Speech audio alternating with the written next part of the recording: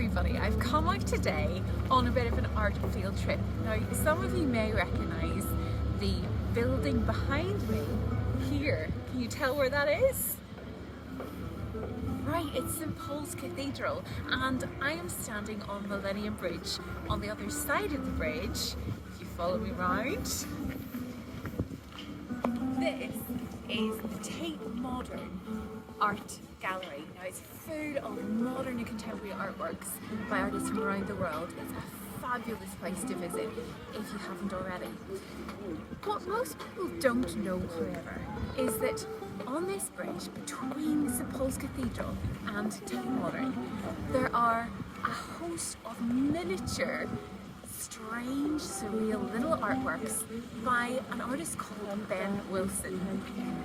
And do you know the canvases he uses are only this size, roughly?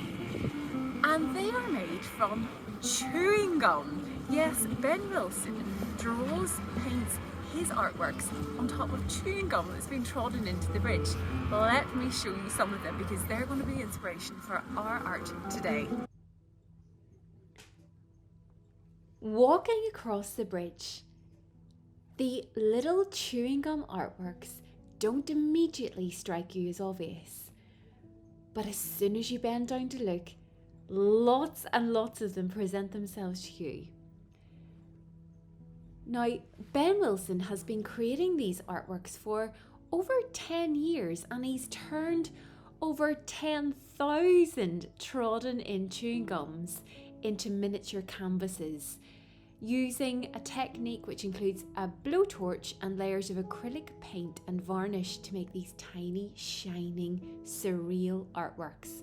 Now, some of them do mix realistic London scenes, like some of the tube icons you saw there before, but others blend coloured abstract patterns and rather strange creatures, as you can see here.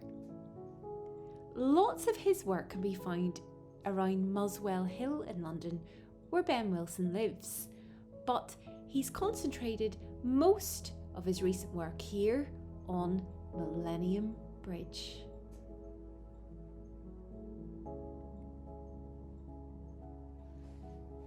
Wilson is inspired by largely his dislike of waste, industrial waste. And did you know that in the past he's actually been arrested for making his street art? But he wasn't deterred by the police. He argued that he wasn't creating it on private property, but on waste materials. He was repurposing that which is thrown away, discarded by us passers-by.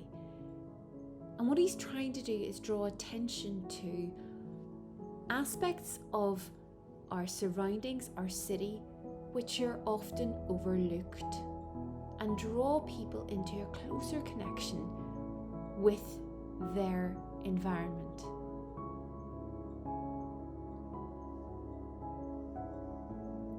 What I found interesting today that was, as I crouched down to look, other people were watching me, and soon it was like a domino effect. They were crouching down to look too.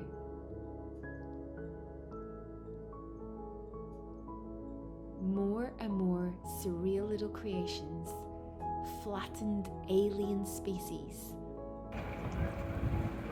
Atop this bridge between two iconic landmarks.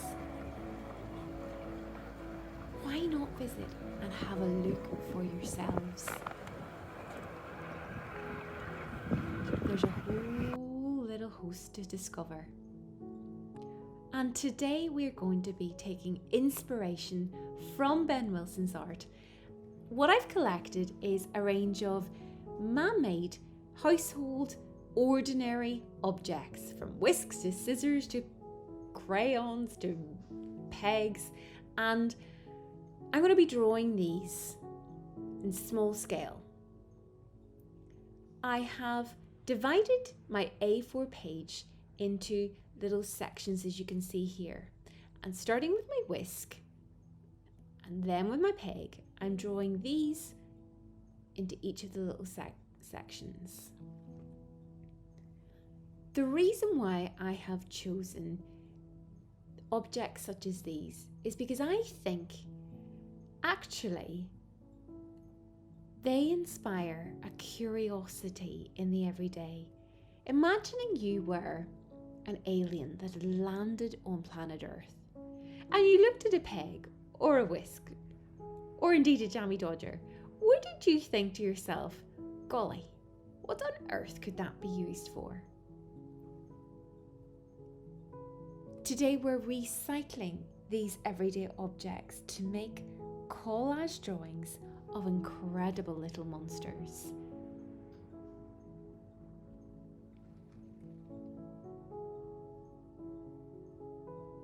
Think about the shapes and textures that might inspire your monster.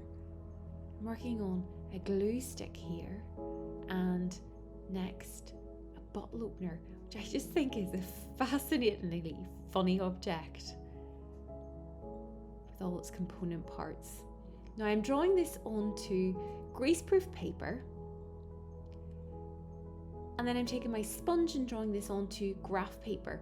If you can, try to vary the drawing materials you're using and the drawing paper you're using too, because when you come to collage, that'll just give you a greater variety of difference.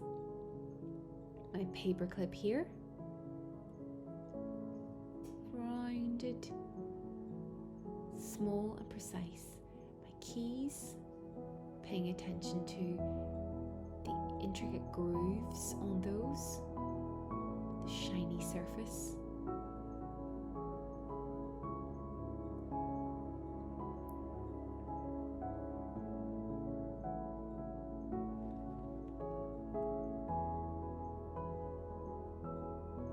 Try to collect a variety of objects made from different materials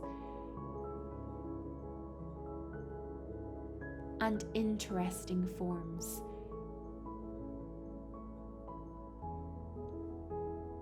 All these differences and contrasts, that'll give you a brilliant starting point to create your little monsters. As you can see here now, I'm adding colour using felt tip pens. But I'm not going to be true to life with my colours.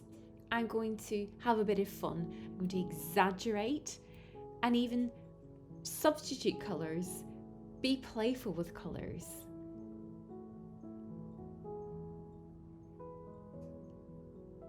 I'm going to make my jammy dodger really pop here.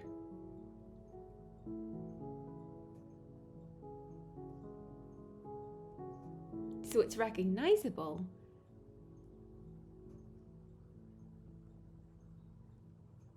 but slightly unusual. Using blue and then yellow contrasts in my peg. Definitely an alternative still life observational drawing, this. Try to keep your drawings on the small scale. I would say not much bigger than the size of the palm of your hand. Doing my whisk now, and what I'm doing is I am actually blocking in colour to the empty spaces between the wires. Purple, and then a nice contrast to that is red and grey.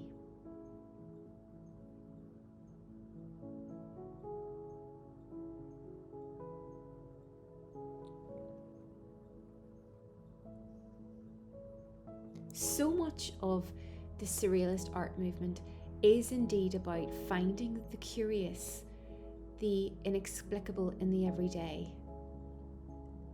And I find that sometimes when you stop to look at things that you often take for granted and really look, really study, they reveal their own strange, hidden secrets. They become more peculiar the longer we look at them.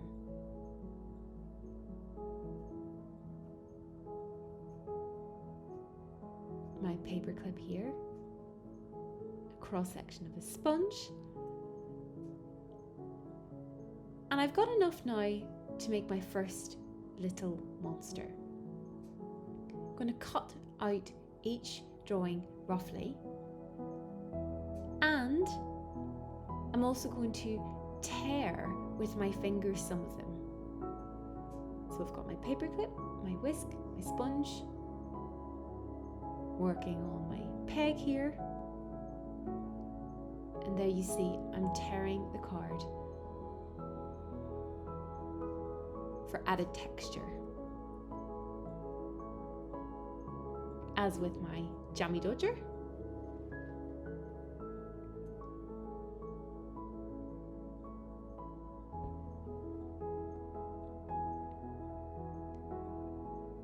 and once you've got an assortment of several different little items, you can start to mix and match, arrange those as to how you think your little monster might take shape. Will it have a sponge for a head, a whisk for a leg, a peg for a leg, jammy dodger belly?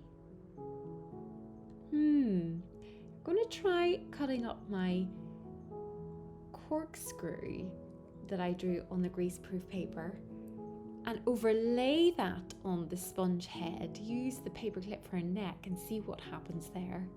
Drawn a little face on, as you can see. I love these bright happy colours. They really remind me of Ben Wilson's art. You see, by just combining these seemingly familiar objects, we've created something completely surreal and strange and really quite fun. Do hang those around the house and see who gets a surprise when they discover them on your own little art trail. Have fun, everyone!